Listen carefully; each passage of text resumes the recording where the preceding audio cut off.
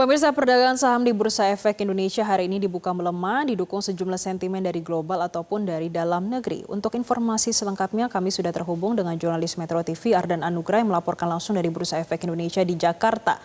Ardan, apa yang menyebabkan asing pada pagi hari ini mencatatkan net foreign buy?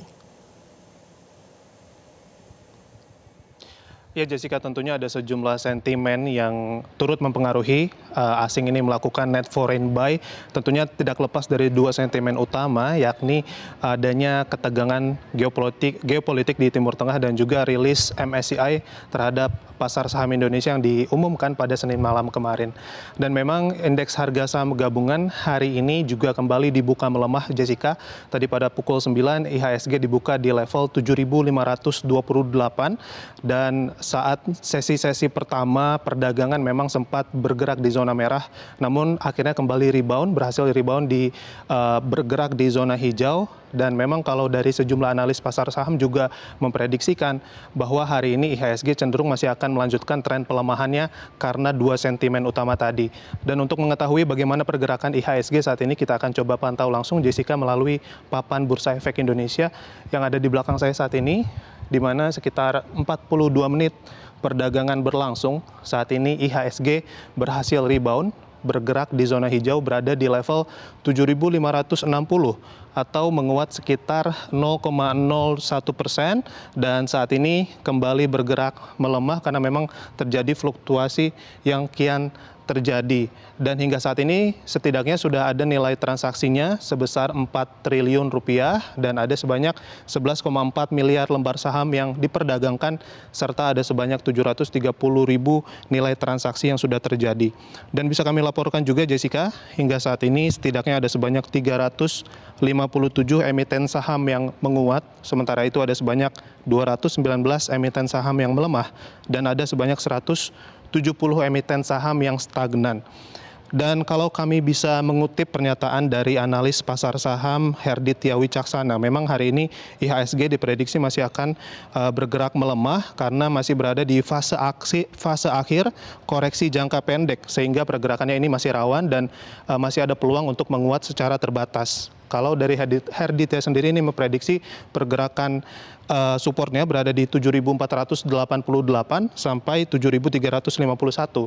Sementara itu untuk rentang resistensinya diprediksi ada di 7.700 sampai 7.861.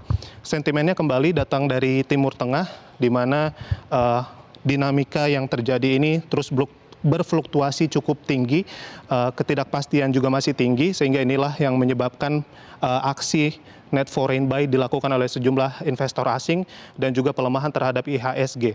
Selain daripada itu juga tentunya adalah rilis dari indeks global MSCI ataupun Morgan Stanley Capital International yang cenderung melakukan pembatasan terhadap pasar saham Indonesia. Seperti yang kita ketahui, memang rilis dari MSCI ini turut dinantikan oleh para pelaku pasar, namun ternyata dalam rilisnya di hari Senin malam kemarin, MSCI justru melakukan pembatasan terhadap tinjauannya dalam review indeks di bulan Mei 2026.